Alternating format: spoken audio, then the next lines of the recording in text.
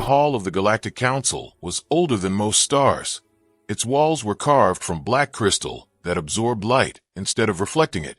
Every sound echoed softly, as if the universe itself was holding its breath.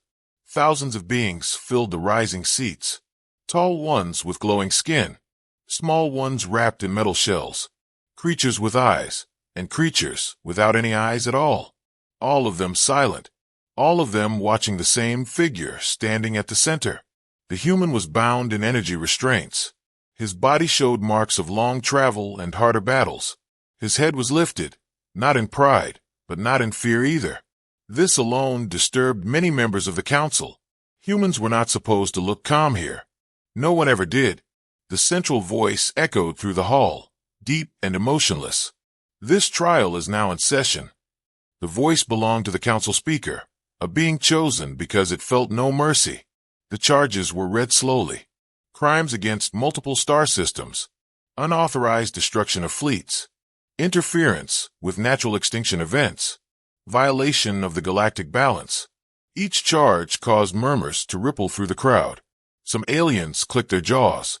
Others flared their colors in anger. Humans had been feared for a long time. They were late to the galaxy, small in number, physically weak compared to many species. But they survived where others vanished. When the human first appeared among the stars, the council had laughed. Then they had watched. Then they had grown afraid. The speaker continued. The human species has repeatedly defied probability. They endure loss. They adapt. They return stronger. The human did not argue. He did not look around for support. He did not beg. Some council members noticed this. That disturbed them even more. The speaker raised one long limb. The verdict has already been decided. Execution by neural collapse will begin immediately. Energy began to hum beneath the floor. A low vibration that meant the end of thought, the end of memory, the end of existence. This was the punishment no one survived. As the light around the human restraints brightened, a sudden sound cut through the silence. Stop. The voice was sharp, young, and filled with raw fear. A figure ran forward from the outer ring of seats. Guards reacted too slowly. She pushed past them, stumbling onto the central platform. Gasps filled the chamber. She was not human. Her skin shimmered with soft blue tones. Her eyes were large and wet with tears. Her species was known for peace, not rebellion. She stood between the execution field and the human, trembling. Her voice broke as she screamed again. "Don't kill my husband." The words echoed through the hall like a weapon. The execution energy flickered, then stopped. The speaker froze. Several council members rose from their seats in shock. "A husband," the speaker said slowly. "You claim union with a condemned human." "Yes," she cried. "He is my mate. My chosen partner." The crowd erupted. Alien tongues shouted in disbelief. Lights flashed in alarm. Interspecies bonding was rare. Interspecies marriage was forbidden. Human and alien union was thought impossible. The human finally reacted. He turned his head sharply toward her. His calm expression cracked. "You should not be here," he said quietly. They tried to pull her away. She refused to move. The speaker's voice hardened. "State your name and species." She did, her voice shaking. Then she placed a hand on her lower abdomen without realizing it. A small, instinctive gesture that did not go unnoticed. Several council members leaned forward. Sensors activated. Readings appeared in the air. Silence fell again, heavier than before. The speaker spoke with something close to disbelief. "She carries life. A hybrid life." Fear spread like wildfire. Whispers turned to panic. The human lowered his head, not in shame, but in quiet pain. The speaker raised its limb again. "This trial is suspended. Explain yourself, or both of you will be condemned." The alien woman tightened her grip on the human's arm. Her tears fell onto the cold floor, but her voice became steady. "You don't understand humans," she said. "You never tried." The human closed his eyes, knowing the galaxy was finally listening, and before the council could respond, a soft voice spoke through the chamber. "If you are enjoying the story so far, please consider subscribing to this channel. There's much more truth yet to be revealed. The lights dimmed slightly. The council leaned closer, because for the first time in its long history, the Galactic Council realized this trial was not about a crime. It was about fear. And the real story of humanity was only beginning. No one in the Galactic Council expected her to speak again. Most believed fear would silence her. They were wrong. She stood taller now, even though her hands were shaking. Her fingers still wrapped tightly around the human's arm, as if letting go would mean losing everything. Her species had a long memory. They remembered peace. They remembered harmony. They remembered avoiding conflict at all costs. And they remembered humans as monsters. The speaker demanded explanation, but instead of answering directly, she looked around the hall, at the countless alien faces staring at her with suspicion and anger. You call him a destroyer, she said. You call his kind a threat. But none of you were there. The council shifted uneasily. Her story began far from the council hall, on a quiet world near the edge of known space. A colony built for learning, not war. She had been young then, sent as a cultural observer. Her task was simple.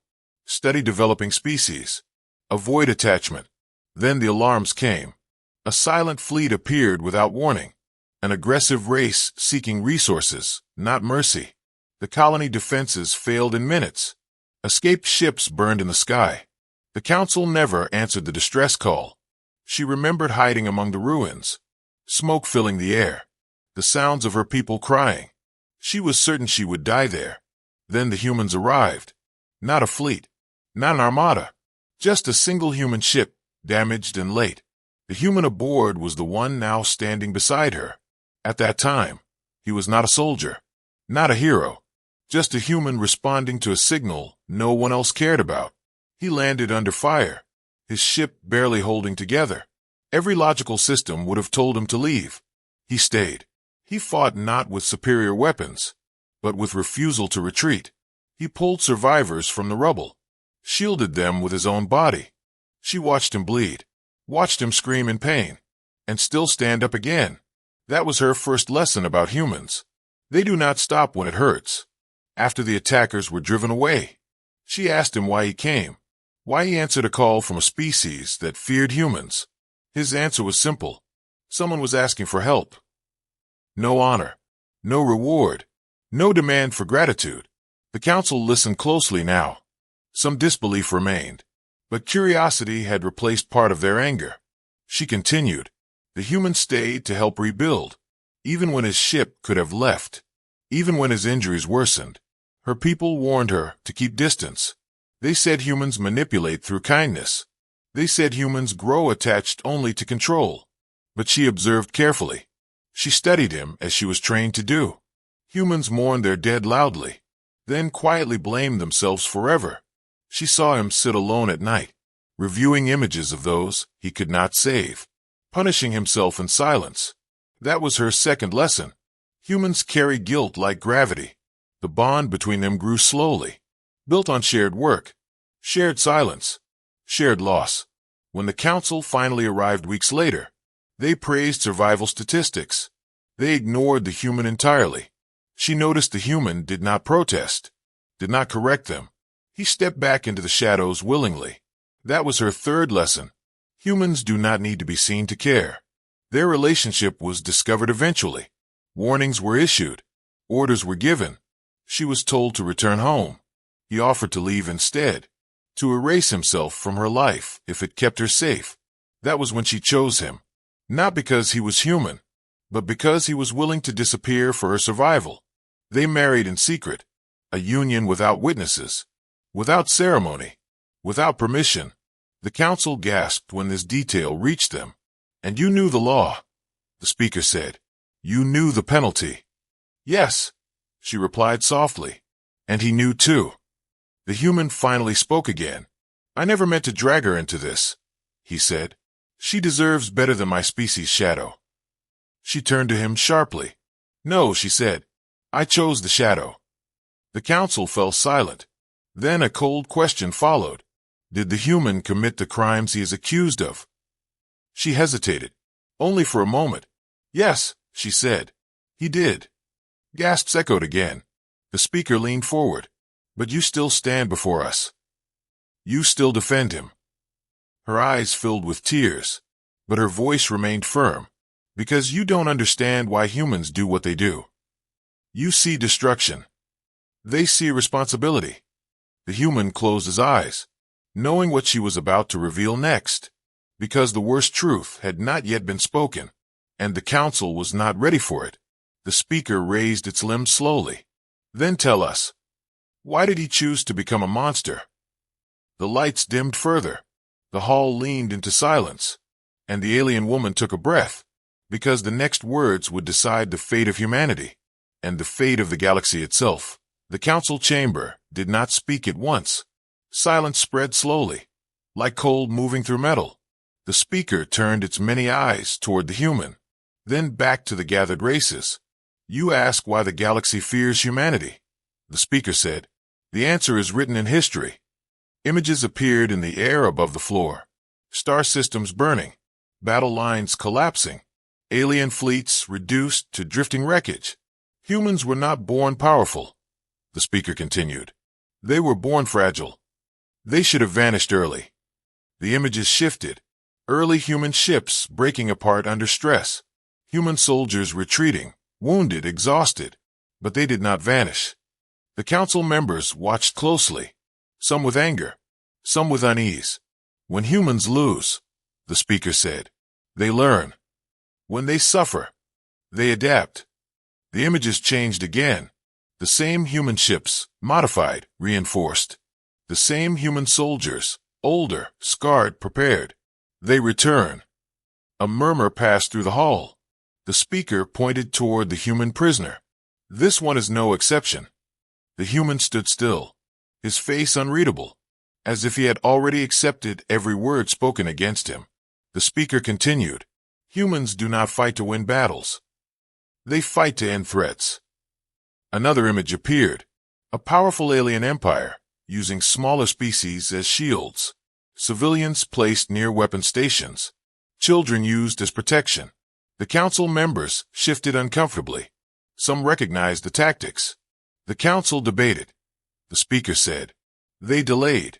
They measured political cost. The image froze, then shattered. Humans did not wait. The next image showed human fleets entering the system without warning. Precision strikes. Relentless movement. No negotiation. Entire command centers erased. Supply lines destroyed. War ended in hours instead of decades. Billions survived, the speaker said, because millions were sacrificed. The hall trembled slightly, not from energy, but from realization. The alien woman tightened her grip on the human's arm, her eyes fixed on the images. She had known parts of this story, but not all of it. The speaker turned toward her. You call this mercy? She answered quietly. I call it the truth you refuse to face. The speaker ignored her. And yet, it said, this human accepted full blame. He did not expose the council's failure. He did not demand recognition. The human lowered his head slightly, not in guilt, but in agreement. One council member rose, its voice sharp. Why would a species choose to be hated when it could rule? The speaker answered before the human could, because humans understand something we do not. The images changed again, this time slower. Human medics treating wounded aliens. Human engineers rebuilding enemy infrastructure. They understand responsibility. Another council member hissed, or they understand control. The alien woman spoke again, her voice steady now. You fear humans because they do not need permission. They act when others hesitate. They choose outcomes over approval. The chamber stirred. The speaker turned back to the human. Do you deny the charges? The human lifted his head, and for the first time, his voice carried across the hall. No, he said. I did exactly what you accuse me of. Gasps echoed again. I destroyed fleets, he continued. I broke empires. I made choices that haunt me. The alien woman's eyes filled with tears, but she did not interrupt.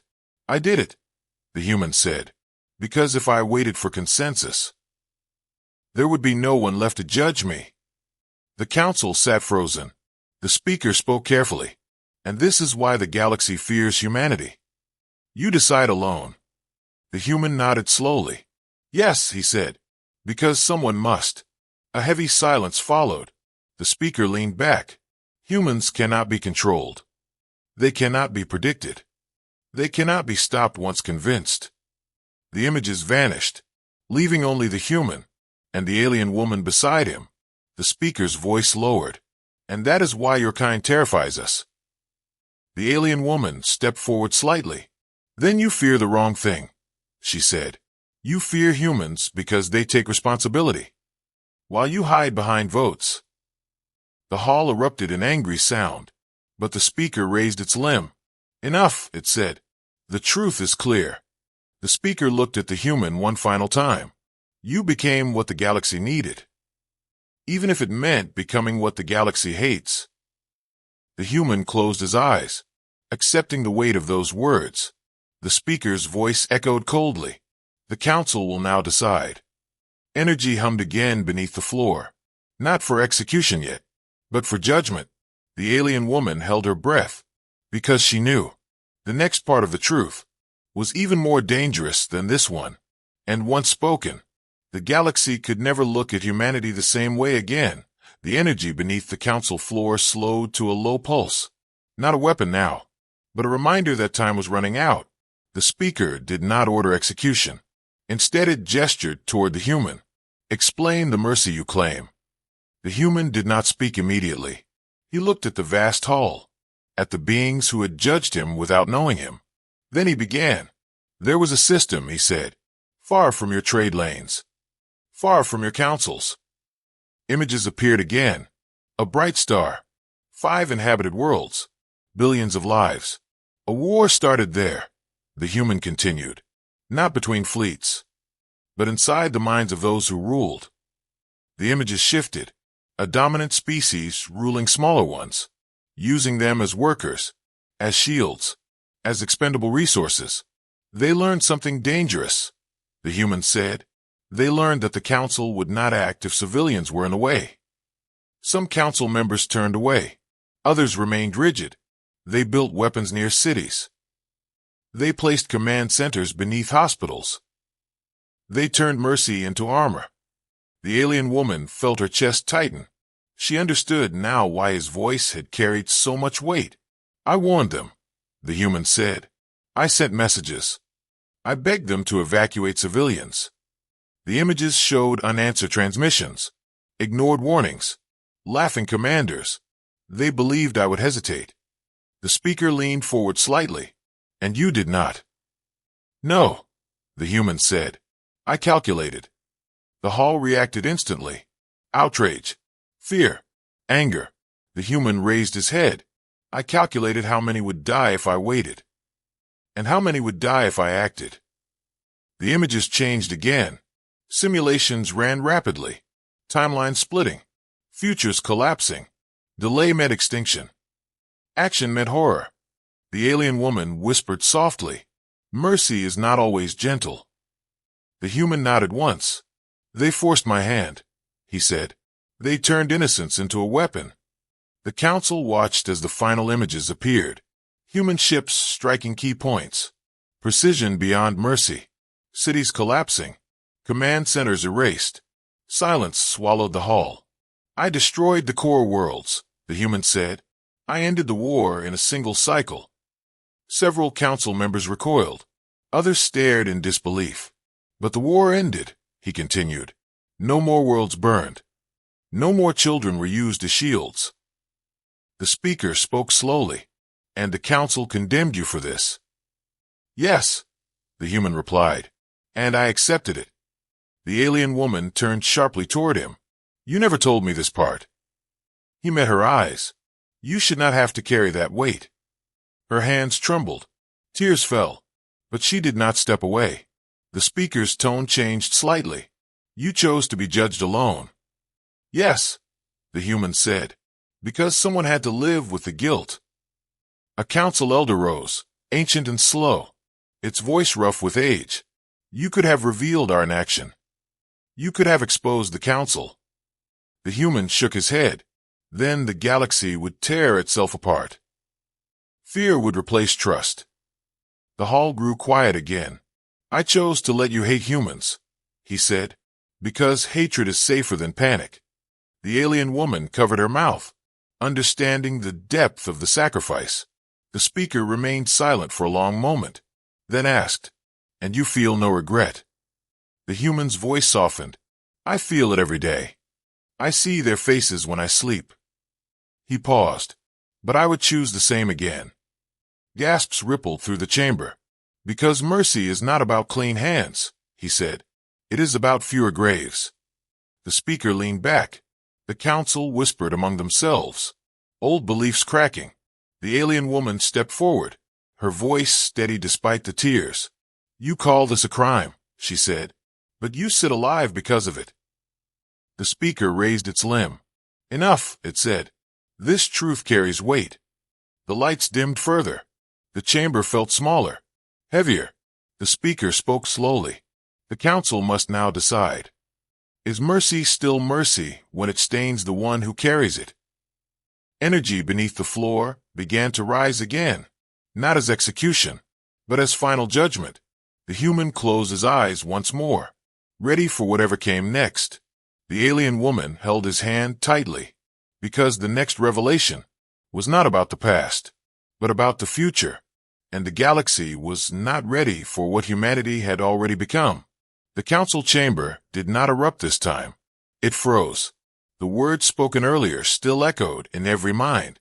Mercy, guilt, sacrifice. But none of it prepared them for what came next. The speaker's many eyes focused on the alien woman, then slowly lowered to her hands, still resting protectively over her body. "The life you carry," the speaker said carefully. "Explain it." The alien woman inhaled deeply. She had known this moment would come. She just did not expect it to feel heavier than the trial itself. "This child," she said softly, "was never planned. Not by science. Not by politics." The council activated more sensors. Light swept over her form. Data streams appeared in the air. Suddenly alarms sounded. Sharp, rapid, urgent. Several council members recoiled. Others stood in disbelief. "This is impossible," one voice shouted. "Human genetics are incompatible. Cross-species life cannot survive." The speaker raised its limbs sharply. Silence. The data continued to scroll. Hybrid structures forming. Adaptive patterns rewriting themselves in real time. The speaker's voice dropped. "It is not only surviving. It is stabilizing." Fear spread instantly. Not loud fear. Not panic. But the kind that settles deep and cold. The human felt it. He turned toward the alien woman, his calm finally breaking. "They said this could not happen," he whispered. "They were wrong," she replied. The council erupted into controlled chaos. Whispers of evolution, of contamination, of future wars yet to come. One council member spoke with clear alarm. "A child born of humanity. And another species. This changes everything." The speaker nodded slowly. "Yes," it said. "It always does." The alien woman stepped forward, despite guards raising weapons instinctively. "This child is not a weapon," she said. "It is proof." "Proof of what?" the speaker asked. "That humans do not destroy everything they touch," she replied. "That something new can exist beside them." The human lowered his head, his voice rough. "They will fear the child," he said. "They will hunt it." The speaker did not deny it. "Fear is already here," it replied. The data projections shifted again, showing possible futures. Some peaceful, many violent. In several of them, the child stood at the center of galactic change. The speaker turned to the council. "You see why this cannot be allowed," one voice argued. "A hybrid species would inherit human adaptability and alien resilience." Another voice countered quietly, "Or inherit compassion." That voice was quickly drowned out. The alien woman's hand shook now, but she did not retreat. "You are afraid of the wrong thing," she said. "You are afraid because this child was not born from conquest." but from choice. The speaker studied her carefully. And if this child grows, it said, what will it become? She looked at the human beside her, then back at the council. It will become what you refuse to be, she said. Responsible. The hall went silent again. The speaker turned slowly toward the human. You knew, it said. You knew this child would exist. The human shook his head. I only knew I would protect him. That answer unsettled the chamber more than any threat could. A senior council member rose, ancient and severe. This cannot be permitted, it declared, if allowed to live. This child will become a symbol. Yes, the alien woman replied quietly, and symbols change history. The speaker raised its limb once more. The council must decide, it said, whether this life is hope or an unacceptable risk. The energy beneath the floor began to hum again, stronger now, sharper, not aimed at the human alone, but wide enough to include her and the unborn child. The human stepped forward instinctively, placing himself between her and the field. If you must condemn someone, he said, condemn me. She grabbed his arm fiercely. No, she said, you will not carry this alone. The speaker watched them, something unreadable passing through its gaze, because for the first time, the council understood. This was no longer a trial of a human, or even a species. It was a trial of the future itself. And somewhere deep within the data streams, a single truth began to emerge. The galaxy did not fear this child because it was powerful. It feared the child because it represented a future, where humanity did not stand alone. And that future terrified them more than any war ever had. The energy field beneath the council floor held steady, not advancing, not retreating, as if even the machinery was waiting. Then a sound broke the silence. Not loud, not sharp, but old. A seat near the highest ring shifted slowly. Many council members turned in surprise. That seat had not moved in centuries. An ancient figure rose, with great effort, its body tall and thin, its skin marked with patterns that no modern species used anymore. Whispers spread quickly, some voices filled with fear, others with disbelief. The elder, someone murmured. The speaker lowered its head slightly, a gesture of respect rarely shown. The elder's voice was slow, worn smooth by time. You are about to make the same mistake, the elder said. That nearly ended us all. The hall stiffened. The speaker spoke carefully. You claim prior knowledge of humanity. Yes, the elder replied. Before your maps. Before your councils. Before your fear. Light flickered as the elder raised a trembling limb. Old star charts appeared in the air. Faded records. Classified layers unlocked against council protocol. These records were sealed. One council member protested. By me, the elder said calmly. And for good reason. The images showed a younger galaxy. Smaller borders. Fewer alliances. More chaos. There was a time, the elder continued, when the galaxy burned without restraint. When extinction was entertainment. The images darkened. Entire species erased. Civilizations collapsing without warning. We were losing, the elder said. Not to one enemy, but to ourselves. The council watched in growing unease. Then humans appeared, the elder said. Not as conquerors. Not as rulers. The images shifted again. Primitive human ships, barely holding together, flying into battles they could not win. They intervened where no one asked. They fought wars that were not theirs. A council member hissed. That proves our point. No, the elder replied. It disproves it. The elder's eyes fixed on the humans standing below. Humans ended conflicts by ending themselves first. The hall fell silent. The images showed humans taking the front lines, absorbing losses meant for others, drawing fire away from weaker fleets. They did not save us with power, the elder said. They saved us with sacrifice. The alien woman's breath caught. The human closed his eyes, as if recognizing an old truth he had never been told. We feared them even then, the elder continued. So we rewrote the story. The images shifted again. Records altered. Credits removed. Human involvement erased. We decided it was safer if humans believed they were alone, and safer if the galaxy believed humans were dangerous. The speaker stiffened. You are saying the council created this fear? Yes, the elder replied, because gratitude would have given them influence. And influence frightened us. The chamber erupted in whispers, some angry, some ashamed. The elder's voice grew heavier. We used humans. Then we blamed them. The alien woman stepped forward slowly. You let them carry your sins, she said. The elder nodded. Yes. The human finally looked up, his voice quiet. You let us believe we were monsters. Yes, the elder said again, because monsters are easier to control than heroes. The speaker struggled to maintain authority. This does not absolve humanity.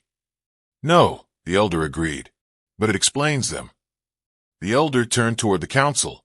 You fear this child, because it cannot be erased like history. The energy beneath the floor wavered slightly. If you execute them, the elder said, you will repeat the cycle. Fear, control, collapse. The speaker remained silent. The elder's final words cut deeper than any accusation. Humans do not seek power. They accept burden. The ancient figure slowly lowered itself back into its seat. Its strength spent. The hall felt different now. Heavier, older, as if the truth itself had weight. The speaker looked at the council, at the human, at the alien woman, and for the first time, uncertainty entered its voice. The final vote will begin, it said. The energy beneath the floor surged once more, not as punishment, but as decision, and everyone understood. The next choice would not decide one life, or one child. It would decide whether the galaxy would continue to rule by fear, or finally learn from the species it tried to bury. The chamber lights dimmed further as the final vote began. Symbols appeared in the air, each one representing a race, each one carrying the weight of an entire civilization. The speaker did not rush the moment. It allowed silence to stretch, because this decision could not be undone. The human stood still. No restraints pulling at his body now. No fear in his posture. Only acceptance. The alien woman remained at his side, one hand in his, the other resting protectively over the future they carried together. The elder's words still echoed through the hall. Truth had a way of lingering, especially when buried for centuries. The first symbol changed color, then another, and another. Some voted for fear. Some voted for control. Some hesitated longer than others. The speaker watched carefully, noting patterns, noting shifts. Then something unexpected happened. A younger council member rose, breaking protocol, its voice unsteady but clear. We have ruled by distance, it said. We have survived by letting others bleed. And now we are afraid of a species that chose to bleed for us. The chamber stirred. Another voice followed. Then another. Quiet admissions turning into shared realization. The speaker raised its limb, but did not silence them. The vote symbols continued to change. Fear slowly giving way to uncertainty. Uncertainty bending toward respect. The human finally spoke again. Not loudly. Not with anger. We never wanted your fear, he said. We wanted the fighting to stop. He looked around the chamber, meeting eyes that once saw him as a threat. If you condemn us, he continued, we will accept it. That is what humans do. The alien woman tightened her grip on his hand. But if you let us live, he said, we will not rule you. We will not lead you. We will stand beside you. The chamber fell into a silence deeper than before. The speaker's voice sounded different now. Less distant, less certain. The final count is complete, it announced. The symbols froze, then merged into a single result. Execution denied. A shock wave of reaction rippled through the hall. Some relief, some anger, some disbelief. The speaker raised its limb again. The human is released, it said. The union is recognized. The child will not be condemned. The energy beneath the floor powered down completely. For the first time in living memory, the alien woman let out a breath, she had been holding since the trial began, tears falling freely now. The human closed his eyes, not in victory, but in exhaustion. One council member spoke sharply. And what of humanity? What safeguards do we place on them? The human answered before the speaker could. None, he said, because if you cage us, you prove you learn nothing. The speaker considered this, then spoke slowly. Humanity will remain independent. No titles, no authority, no throne. The human nodded. That is all we ever wanted. The elder shifted slightly in its seat, a faint expression of peace crossing its ancient face. The alien woman stepped forward, looking around the chamber one final time. You feared humans because you thought they would choose power, she said, but they chose love. And that frightened you more. The speaker did not deny it. The council hall began to empty, one race at a time, each leaving with a different understanding of the universe. The human and the alien woman walked together toward the exit, no guards following, no chains waiting. As they passed beneath the ancient archway, the speaker spoke once more. The galaxy will remember this day, it said, not as a victory, but as a lesson. The human paused briefly, turning back just once. Remember this too, he said. Humanity does not rise to rule. It rises to protect. They stepped into the light beyond the chamber, leaving fear behind them. Far above the council hall, stars burned quietly, unaware that history had shifted beneath them, because from that day forward, the galaxy no longer asked what humans could destroy. It asked what they were willing to carry, and the answer echoed across the stars. Humanity chose love over power, and the universe was changed forever.